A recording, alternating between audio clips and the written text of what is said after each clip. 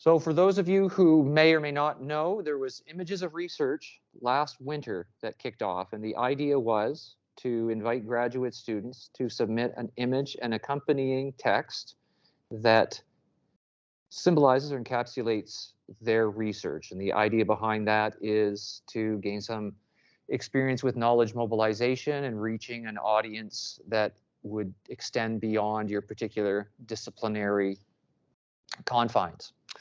And so you might have seen this site, and this is the launching pad for both images and models of research. Just to give you an example here, I'm going to click on 2022 award winners. And in reverse order, I'll just go to our grand prize winner here, Plenty of Fish in the Sea, by Sarah Durham. And so basically, with images of research, one took a photo or created an image of some sort, be it collage or something generated in graphic software. The parameters around that were pretty loose, and then included a 150-word maximum encapsulation of your research and why the image in particular is a good encapsulation of that research. And so the judging around that had to do with both the quality of the submissions as well as how well they tied in and conveyed the research itself. So with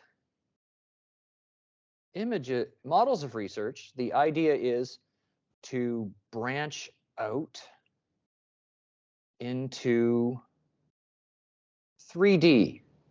So add a dimension to that. And so the idea is that folks could either, well, there's a number of options. One could be creating a model from scratch, or taking a pre-existing model where the Creative Commons licensing allows for modification and reuse, and I'm going to go into that a little bit more, or conceivably 3D imaging something and presenting that, 3D imaging it and then printing it. So say you were working with artifacts that were out of copyright and you wanted to print them, 3D print them after 3D imaging, then you could do that. So how would you do these things potentially? One way would be if you have your own equipment. There's no problem with that. The other way is to avail yourself of resources either at the Fabrication Lab in the Harriet Irving Library Research Commons, or in the Makerspace in Head Hall. So there is a Makerspace in Head Hall as well. Or by some other means. Let's say you're in St. John, and I know there is a makerspace in the uptown St. John area, for example, that's open to the public. I believe it must be funded by the city. Or you could be somewhere else and avail yourself of whatever resources are there. So there's no restrictions on that. There's no obligation that you're going through typical UNB channels. It's really up to you. So the idea would be, you could come to the Fabrication Lab or the Makerspace, who both have the same type of printers. They're called Prusa MK3S, and in fact, the Makerspace has a few others. And the Media Lab in Marshall Davey Hall on the Fredericton campus also has a larger format printer. But often what people do is they print components and then bring them together if they're quite large prints. So there's a number of parameters there. And then you would submit it. So through the Images of Research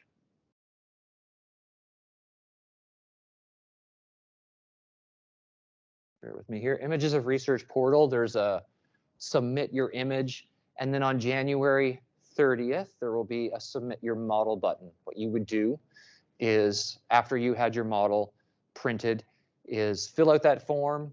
It also includes space for your 150-word encapsulation, and that would trigger contact with me.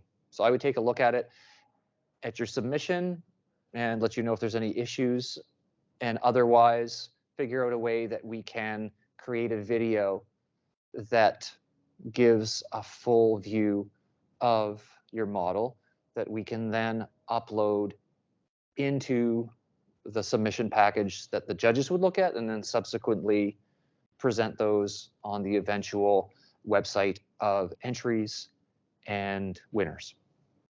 We had hoped to further 3D image with photographic quality the eventual 3D prints, but we have some technical issues with our very expensive handheld 3D imaging technology that we won't have sorted out before next year.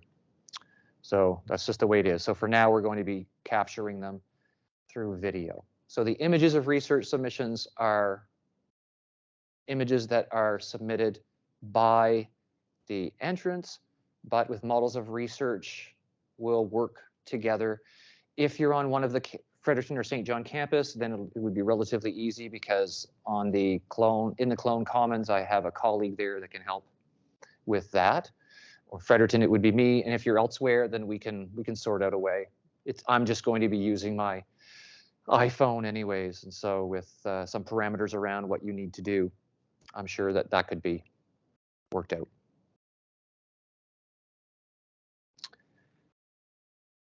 Okay, so those are the main procedural things I wanted to talk about. A couple of questions that have come up, I know from people who have approached me. One would be, are team submissions allowed? And I would say, in order to keep parity with how we've been running images of research, bearing in mind that it could change from one year to the next based on the feedback that we get, the sort of questions and consideration and reflection that we undertake afterwards. But for the time being, it is a single person submission. So hypothetically speaking, say you were working on something as part of a team, then there would be a single submitter, and you would have to take their word that they will share the loot with you if you're a winner. But I'm sure if you've chosen your team wisely, that wouldn't be an issue. Another question that has come up is, let's say that the 3D designed or modified or imaged piece is part of a larger project. Let's say you're working in mechatronics, for example. Let's say you're working in mechatronics. We have a mechatronician here right now. And in fact, it was your question. If you have a 3D printed piece of something that's larger, say that involves electronics, what are the implications for a submission? And I would say that the part or piece itself will be the submission proper, and the write-up will have to do with how that particular piece fits in with an overarching project. So the logistics of the submission may be such that the overarching project has to be videoed rather than the individual piece if it's already part of something, but the textual indicators will make that plain which piece we're talking about. But it's not really a challenge for more complex systems or developments, but we can tackle that on a case-by-case basis. And the other thing has to do with Creative Commons licensing, which you might be familiar with. For example, this is a model from a site called Thingiverse. As in iPhone, verse.com, and it's a popular place to find existing 3D models and then print them, resize them, personalize them, modify them, depending on the Creative Commons licensing that the creators attach to what they deposit into Thingiverse or other repositories. But Creative Commons is a very common licensing convention that people are familiar with. So this one, for example, and this is one that we've actually printed and used as a model in our exhibit space here in the Research Commons. If I scroll down to the bottom left, we can see that it's given us these licensing parameters. And what it's telling us here is that the jet engine is licensed under Creative Commons Attribution Non-Commercial License. So what this means is, And if you don't know what it means, you can just Google Creative Commons licensing, and it would take you to the Creative Commons page where there's basically a key to all the different combinations of parameters that go into Creative Commons licensing. But in this particular case, it's telling us that you can, in fact, reuse, modify in any way that you see fit this particular model, but it cannot be for commercial gain. And I checked with our copyright officer here at the library, and he, who errs on the side of caution, thought that a cash money prize, though maybe not commercial in the strictest sense of the word, is still financial gain and too close to what they mean by the $ with the cross through it to qualify. So modifying this in some sense, at least if it was traceable, is not a valid basis for a submission to models of research.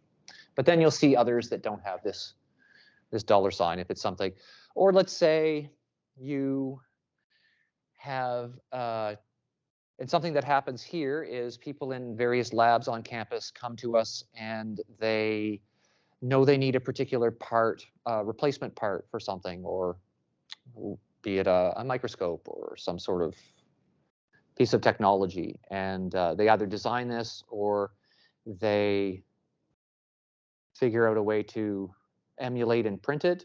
Would that be in contravention to Creative Commons or other types of IP licensing?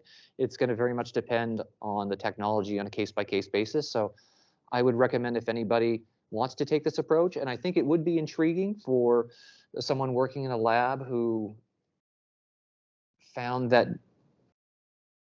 availing themselves of the technology of 3D printing to design or copy a broken tool or something, and wanted to talk about how instrumental this is for their particular research purposes, is an intriguing possibility. So I wouldn't want to discount it out of hand, but I think it would require just a little bit of back and forth to be clear on what the potential copyright or IP parameters might be. But it's relatively low stakes, so I'm sure we can probably figure something out creatively. And if you're going to scan something, let's say, and then print it, let's say you're an anthropologist or an historian, and you're working with artifacts that you're going to want to share in some way, say by imaging them and sharing them in some virtual learning environment, or reprinting them so that the public or your students have a chance to examine them up close without affecting the originals. A lot of these materials or resources are quite old and in the public domain. So there's a good chance that there's no issue around that.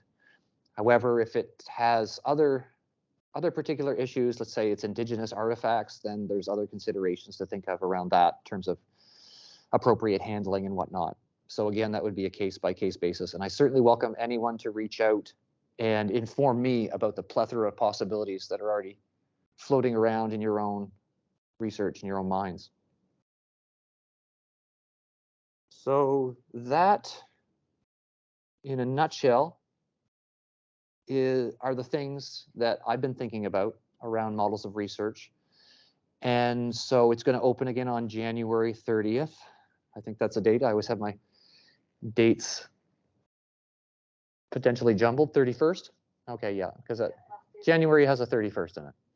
All right, we'll go with that on the last day of the month, and then it will be open for the month of February and closed on March 1st.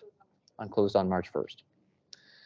So you can float some questions now, or you can contact me later. The best way to reach out to me is by email.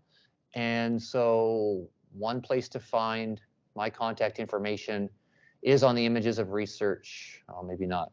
No, that's Andrea's. Well, you can contact Andrea too, but otherwise on the Research Commons site, if you go to the library main site, lib.unb.ca, you'll see a little Research Commons button here to the right of the splash image, but you'll also see a Harriet Irving Research Commons image here with a big whiteboard that you can click on. And then my contact information is there, but it's just mbragdon@unb.ca. You can also find it on the Teams meeting through participants. And we can add it to the main page. All right, so does anybody have any questions or feedback they'd like to share right now?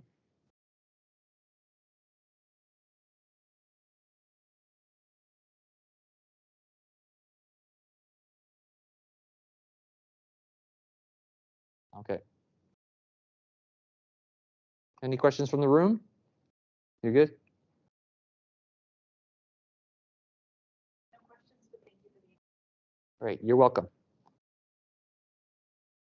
So I will share through the same channels that you heard about this session, the recording, if you want to review anything or share it with other people, and we'll go from there.